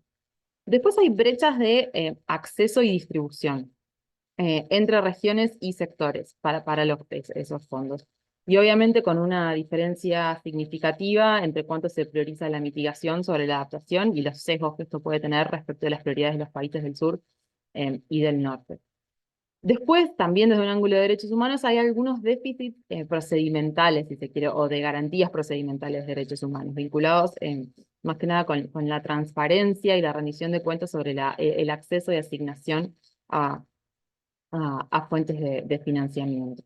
Como señalaba Ezequiel, también hay algunos problemas con el tipo de financiamiento, en especial con fuentes que vienen de la mano de instituciones financieras internacionales que son que tienen la forma de préstamos que muchas veces no son concesionales, digamos, son préstamos caros y que profundizan el círculo vicioso entre crisis climática y deuda para muchos países de la región, de América Latina y el Caribe en particular. Esto es bastante obvio y patente.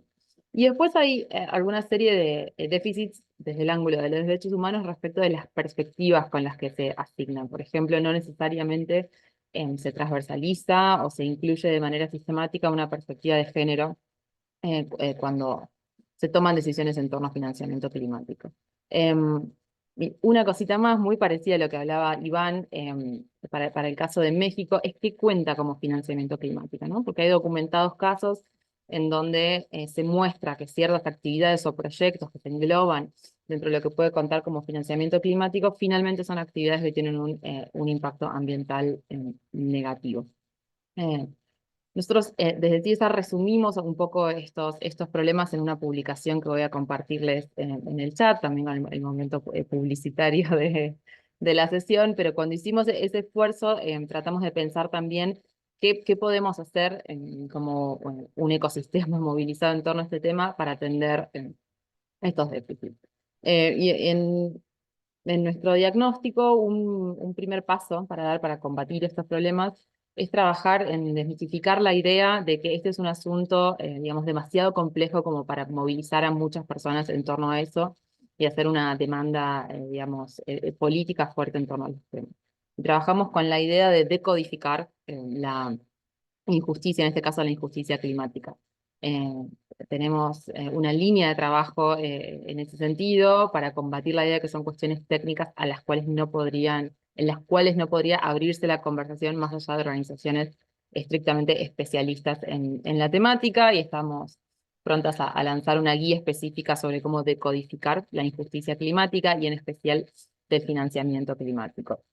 Y en esos esfuerzos lo que esperamos poder mostrar, en especial para organizaciones que trabajan en distintas áreas de los derechos humanos, organizaciones que puedan trabajar en temas de salud, de educación, todas aquellas con las que interactuamos en muchas de nuestras organizaciones, es mostrar el valor agregado de usar los principios generales de derechos humanos para atender estos retos. ¿Por qué? ¿Qué ventajas creemos que tienen estos principios para atender estos problemas?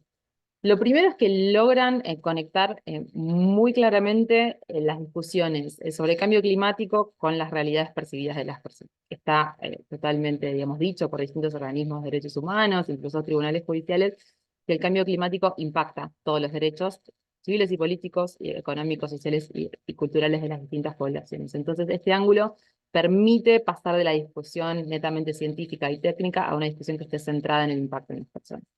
En segundo lugar, y en torno a discusiones sobre quién es el responsable final del financiamiento, el financiamiento de fuentes privadas, los derechos humanos permiten centrar a los estados como los responsables principales del financiamiento climático y de atender a la crisis climática, ¿sí? Es en un marco normativo que está centrado, valga la redundancia, en las obligaciones de distinto tipo, pero de carácter estatal, y creo que acá son muy relevantes las opiniones consultivas que mencionaba recién Ezequiel para entender el detalle del tipo de obligaciones estatales en este ámbito.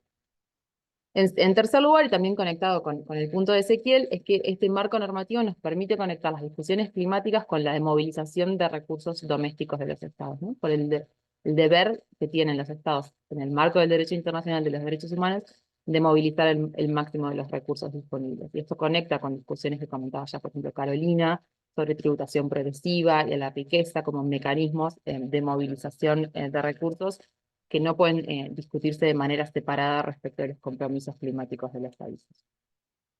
Como también mencionaba Ezequiel, los derechos humanos, en especial a nivel internacional, traen esta dimensión de obligaciones extraterritoriales, que obviamente es fundamental para un fenómeno que tiene una naturaleza tan obviamente transnacional como el de la emergencia climática.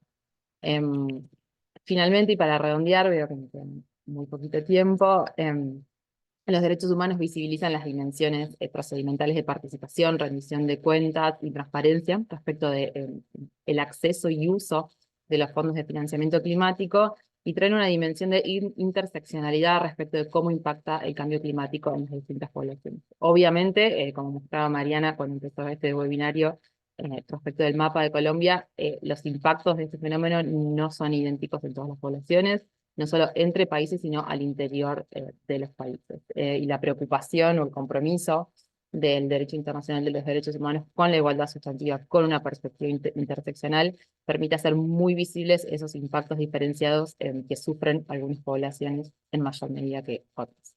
Lo dejo ahí, a ver si tenemos tiempo para las preguntas, y gracias. Gracias, María Emilia. Muy bueno. Bueno, interesante cómo llevar la discusión presupuestaria a nivel global, ¿no? La distribución del presupuesto y de los recursos que son finitos, por supuesto, a nivel global. Trajiste algunos elementos que veo que no se habían mencionado antes, como esta tendencia al aumento en el gasto militar, que obviamente opera en contra, digamos, de todo lo que estamos conversando y de los desafíos que tenemos. La perspectiva de género también es algo que por ahí no profundizamos y es interesante pensarlo desde ahí. Y también gracias por traer por explicar de manera tan clara, tan pedagógica, cuál es el aporte de la perspectiva de derechos humanos a toda esta discusión con elementos muy concretos. Bueno, ahora sí abrimos a la instancia de preguntas. Ahí abrí el panel de preguntas, creo que hay varias. No sé cómo quieren organizar. Yo no sé si es posible que lleguemos a responder todo. ¿Quieren que por ahí empecemos por las preguntas de Gerardo Ramírez, que pregunta específicamente a Iván sobre algunas preguntas para Iván sobre la situación Sí, mexicana? ¿Querés que las leo, Iván? sí, claro, Eh, muchas gracias. Dice, bueno, en México para la identificación de presupuestos de mitigación y adaptación, hace un par de años se publicó la taxonomía de finanzas sostenibles, que en teoría debería servir para eso. ¿Se podría o debería aprovechar este instrumento para la asignación de presupuestos? No sé si querés que lea las tres y por ahí haces una respuesta más global. Sí, Gracias, Luna. Sobre tu primera pregunta, Gerardo, muchas gracias. Creo que podría ser un instrumento en donde se podrían retomar algunas ideas, pero a diferencia del gasto etiquetado en cambio climático, esta taxonomía tiene el objetivo de algún modo regular la inversión privada y nos parece que es un campo diferente lo que debe de hacer el gobierno versus en lo que debe de invertir el sector privado. Y de todos modos, creo que esta taxonomía perdió relevancia política, ya no se ha mencionado por Hacienda, no forma parte, por ejemplo, del Plan México, entonces creo que a lo mejor una pregunta que me surge ahora es si sigue vigente o si ya no es prioridad de esta administración. Sobre los impuestos al carbono, en nuestra investigación documentamos cómo los recursos en realidad no se destinan ni para transporte público ni para transición energética, digamos, llegan a una bolsa general y con ese dinero se puede hacer lo que quiera el gobierno. Lo que nosotros proponemos es que estos recursos, que de todos modos no son tanto, en 10 años se ha recaudado algo parecido a lo que solo en 2025 va a gastar la Secretaría de Salud. No es un monto significativo, pero de todos modos, si hay una eventual reforma, sería muy importante que esos recursos lleguen a las personas de bajos ingresos porque es un impuesto que tiene implicaciones en la desigualdad. Y a nivel regional, sobre tu pregunta de cómo fortalecer la justicia fiscal, justamente más bien todas las organizaciones que estamos aquí, formamos parte de un colectivo, y la Iniciativa por los Derechos Humanos en la Política Fiscal, y hemos documentado a nivel individual y a nivel colectivo cómo podría fortalecerse la integración regional. Por ejemplo, si nuestros países, particularmente México, se sumara a una plataforma latinoamericana de cooperación tributaria, en donde ya está Brasil, Chile, Argentina obviamente no, y además es muy importante que la negociación de la Convención Tributaria en la ONU avance, pese a las resistencias del norte global, y me parece que son los debates más importantes que han surgido en estos años.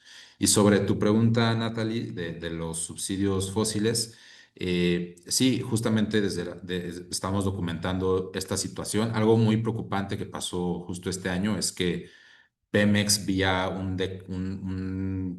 una norma casi que muy discrecional, digamos, se le permitió no pagar impuestos sobre la renta y a ese se le suma un montón de otros subsidios fiscales que ha tenido en los últimos años, que en parte existen porque Pemex es una de las petroleras más endeudadas del mundo y no ha logrado sanear sus finanzas y su principal preocupación es pagar la deuda y no tanto invertir en energías renovables, etcétera, etcétera, ¿no?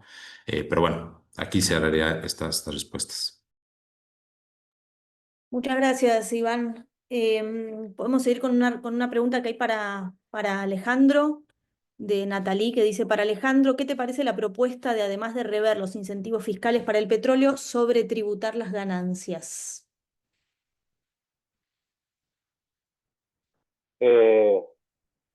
Sí, me parece, digamos, en línea con lo que venía presentando, Argentina va en sentido contrario, ¿no? Y eso es un problema grave. En el caso, digamos, el caso nacional específico de Argentina, yo diría dos cosas. Acá les voy a presentar de nuevo una de las diapositivas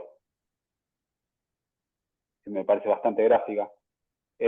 Argentina viene cayendo la participación del impuesto a la renta en Argentina llamada ganancias. O sea, fíjense cómo el gris intermedio desde hace ya casi una década viene cayendo. Esto tiene que ver con cuestiones un poco técnicas de cómo se paga ese impuesto, y al mismo tiempo cae muy fuerte las retenciones a las exportaciones, que son los dos principales impuestos que gravan a la renta petrolera por parte del Estado Nacional. Entonces, a ese problema se le suma que la política de incentivos fiscales que se está aplicando ofrece reducciones en esos impuestos. ¿Me explico? Con lo cual es de prever que la participación del impuesto a la renta para el sector hidrocarburos siga cayendo. Acá, yo no se los había puesto, pero este es el régimen de incentivos, el RIGI, y una descripción, digamos, de los beneficios que ofrece. Cuando ustedes ven los beneficios tributarios, hay un beneficio sobre el impuesto a las ganancias, que es el que recauda el Estado Nacional, y después también hay algunas reducciones en otros impuestos nacionales. Pero el grueso, el grueso de los beneficios tienden a debilitar la recaudación del Estado Nacional. O sea que Argentina está yendo a contramano, digamos, de la propuesta de Nathalie. Y es de prever que estos gráficos, que son bastante, digamos, preocupantes, tienden a empeorar en los próximos años. Y eso, uniendo en la conversación que venimos teniendo, implica un desfinanciamiento del Estado Nacional, con lo cual las posibilidades de hacer política activa para mitigar los efectos de la crisis climática van a estar obviamente reducidos. Y esto está en línea también con el programa más general fiscal del gobierno nacional, que es reducir fuerte el gasto, digamos, ¿no? Entonces, es un panorama bastante coherente con el enfoque general. Yo tengo voy a tener una caída en la recaudación de impuestos nacionales a la par de una baja fuerte del gasto. Por ahora la baja del gasto fue más fuerte que los cambios que hubo a nivel tributario, digamos. Pero bueno, hay que ver qué pasa en adelante. Esa es el panorama de Argentina respecto a impuesto a la renta del sector, digamos. Argentina contramano. Gracias, Ale. Mientras hablabas pensaba un dato que creo que no compartimos, que quizás no todos saben, que es que tenemos un presidente en Argentina que básicamente niega el cambio climático, ¿no? Con lo cual desde ese lugar es muy difícil que podamos tener una política fiscal alineada a la acción climática. Bueno, tenemos también una pregunta para Mariana, que dice, Colombia tiene un plan nacional de cambio climático con estrategias de adaptación y mitigación. En Colombia se discute el racismo ambiental una vez que afrodescendientes y pueblos indígenas son los más afectados por el clima. Sí, Natalie, la Política Nacional de Cambio Climático en Colombia se creó en el 2017 y articula precisamente estas acciones de adaptación y mitigación. Y a esto le complementan también el Plan Nacional de Adaptación al Cambio Climático, que también se creó en el 2012, que básicamente toma líneas estratégicas relacionadas con la sensibilización, la generación de información, la planificación territorial y el fortalecimiento de capacidades en territorio. Y también hay otra política importante que sí es importante, que quiero resaltar, perdón, es el Sistema Nacional de Cambio Climático SISCLIMA, que se creó en el 2016, que lo que hace es coordinar las entidades nacionales con las regionales, las sectoriales y las sociales para poder ejecutar medidas de mitigación y adaptación al cambio climático. Entonces, realmente sí existe una política que tiene ya bastantes años en Colombia, pero pues sin embargo, como les mostraba, hemos tenido avances, pero pues creo que nos falta un poco más de estrategias que materialicen toda la política. Y sobre tu segunda pregunta, si en Colombia se discute el racismo ambiental. Justamente el año pasado, en la COP16 de biodiversidad aquí en Cali, perdón, la vicepresidenta Francia Márquez denunció que no se reconocen lo suficientemente los saberes, los derechos y el rol que tienen los pueblos afrodescendientes e indígenas en la gestión territorial, lo que se califica como racismo ambiental. Y ahí otra vez, perdón, yo vuelvo a hacer publicidad de la colección de justicia. Hay un libro una publicación en la que hablamos sobre esa justicia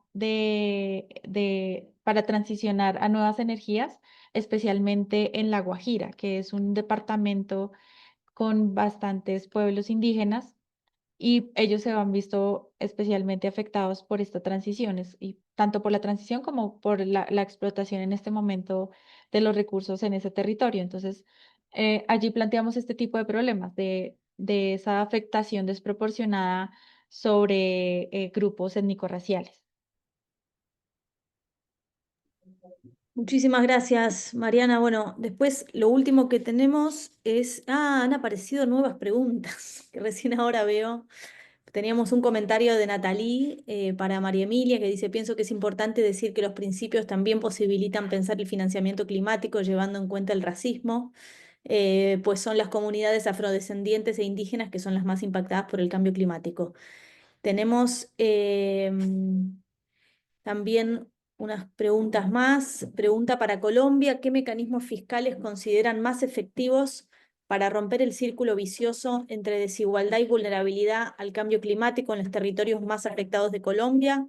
¿Y cómo podrán implementarse sin agravar otras brechas estructurales?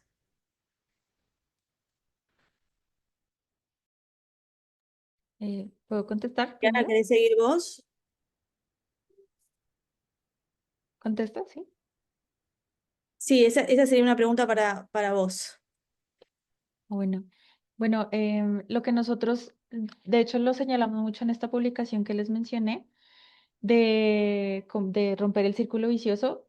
Hablamos mucho de impuestos verdes progresivos, más la eliminación de subsidios ineficientes. O sea, nosotros entendemos que temas como, o impuestos como el impuesto al carbono, em, permiten gravar los combustibles fósiles, y se pueden también recaudar recursos que podrían destinarse a la adaptación de zonas vulnerables.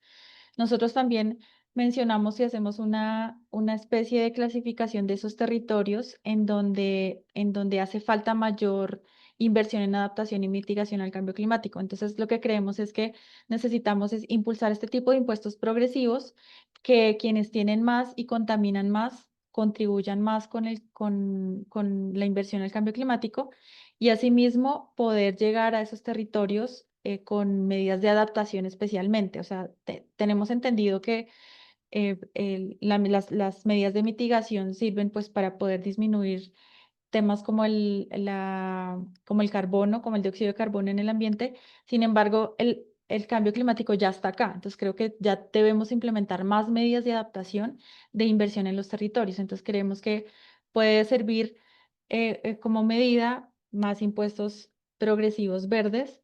Y la otra es que también necesitamos una revisión importante de los privilegios tributarios. Nosotros hemos encontrado que no es necesario incluso crear más impuestos en Colombia, sino que deberíamos generar mayores medidas que quiten privilegios fiscales como por el que nosotros intervenimos en la Corte Constitucional con la eliminación de la no deducibilidad de las regalías. Creemos que eso es un privilegio, y también creemos que hay otras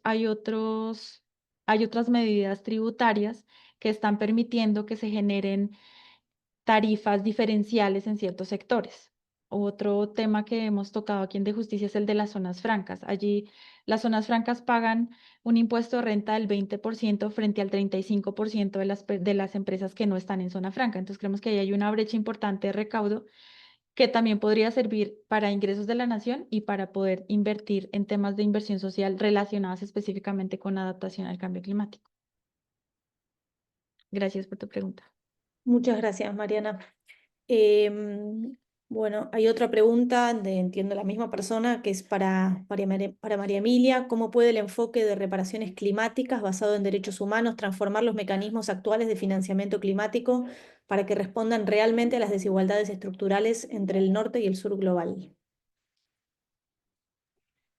Bien, gracias por la pregunta. Bueno, el enfoque tiene un enorme potencial, ¿no? Y tal vez por eso sea que genera tanta resistencia de los países del norte, la terminología de reparaciones, a pesar de que hay demandas cada vez más fuertes de muchos sectores por esto. Pero la ventaja principal es que identifica la responsabilidad real de algunos países, ¿no? Sería una manera muy concreta de llevar a la práctica esas responsabilidades diferenciadas y un reconocimiento de la responsabilidad histórica de un grupo pequeño de países por el estado actual de emisiones.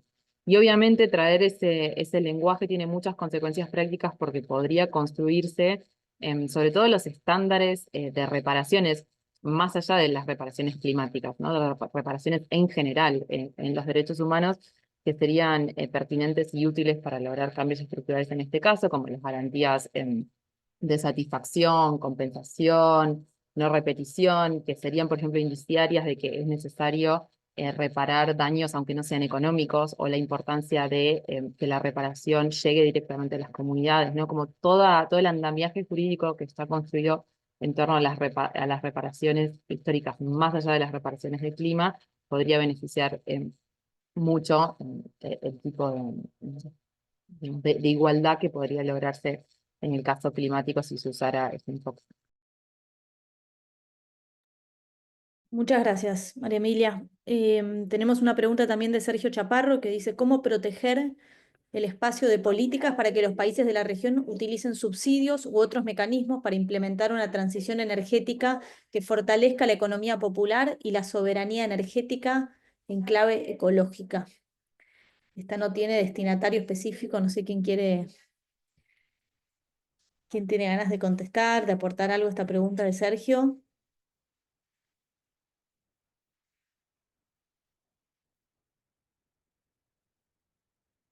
A Sergio lo conocemos todos, y es una pregunta difícil y compleja. Nadie Da quiere para una reunión. Sergio, son aprietos al grupo de la iniciativa. No, No, yo tal pensaría vez. que, Adelante, Iván. yo pensaría que los subsidios, beneficios fiscales, pues pueden ser bien utilizados, pueden ser legítimos, siempre y cuando justo se involucre a las comunidades, a los pueblos, en los proyectos que ellos deseen desarrollar, ¿no? Que las ganancias de esos proyectos sean de ellos y digamos, yo creo que un campo muy importante, a ver, es toda una, me parece, agenda de investigación, pero creo que también los documentos que hemos elaborado tienen algunos principios ya que podrían guiar esa discusión. Gracias, Iván. ¿Alguien quiere sumar algo? María Emilia. Sí, que creo que la diferencia de casos nacionales indica que un poco el espacio de política que tienen los países a veces es variable, ¿no? Entonces no es que no tengan espacio de política, sino que a veces, como por ilustrar el caso argentino, usan ese espacio de política para lograr objetivos distintos, o a veces, digamos, que evidencia una falta de coherencia entre políticas, porque, no sé, perseguir soberanía energética, pero apuntando a explotar todo el petróleo que tenga Argentina disponible. Ahí creo que algo que tiene de interesante el ángulo de derechos humanos con el que trabajamos es el de generar evaluaciones, ¿no? Que sean periódicas, que sean informadas, que sean participativas, para que ese espacio de política se use de una manera reconociendo la discrecionalidad, pero racional y orientado a los objetivos que en otros ámbitos los estados nacionales de toda la región en esos otros ámbitos asumieron compromisos de otro tipo. Esa sería mi reacción a la pregunta de Sergio. Muchas gracias. Bueno, veo otras dos manos levantadas. Mariana. Sí, brevemente, creo que serían dos medidas que deberíamos también poner en esta discusión con la pregunta de Sergio Chaparro. Y una es diseñar lo que se llaman unos subsidios cruzados, es decir, grabar a sectores con mayores ingresos para financiar energías limpias en comunidades vulnerables, que eso es básicamente una de las conclusiones también a las que llegamos a la investigación.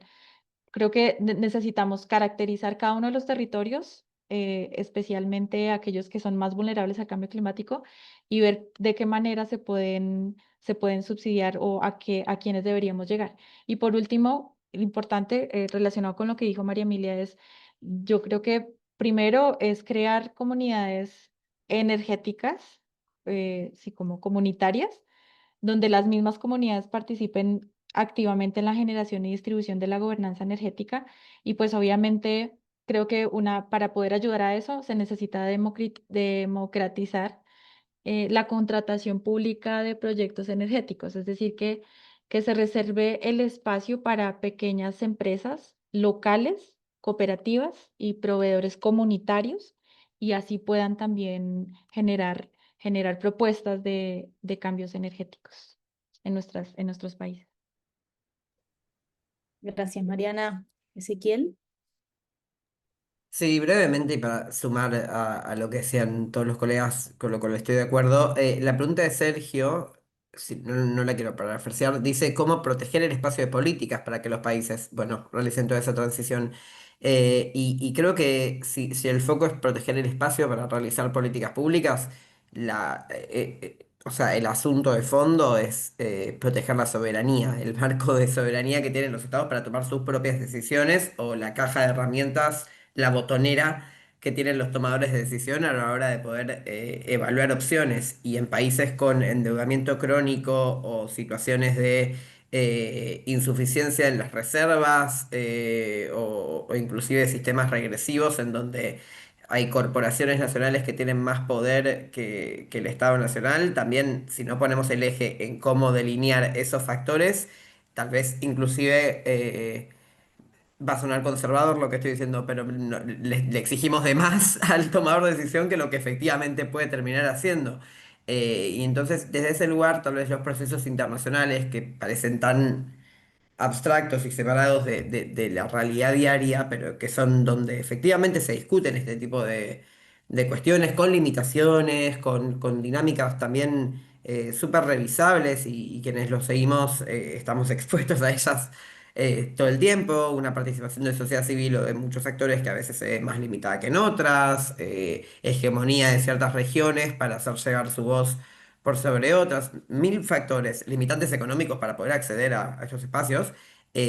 No obstante todo ello, ahí es donde estos debates más de fondo, entre mil comillas, pero que terminan delineando la soberanía real que tienen los gobernantes para tomar este tipo de decisiones, nada, ahí es donde se definen y donde se vuelve más crucial que nunca tal vez participar, porque la soberanía es un concepto abstracto, pero que en definitiva se termina limitando en la práctica a la cantidad de recursos que tiene un gobernante, recursos monetarios y también recursos de negociación y políticos de fondo para poder tomar la decisión que queramos. Entonces, nada, también esos son procesos a los que hay que poner un ojo para entender bien cómo preservar ese espacio de políticas públicas.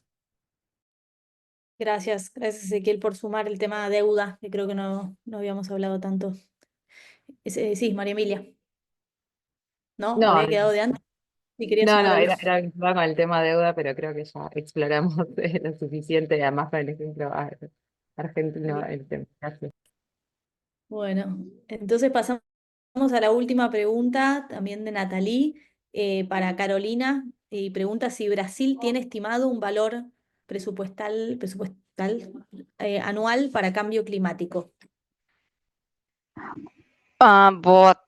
Obrigada pela pergunta.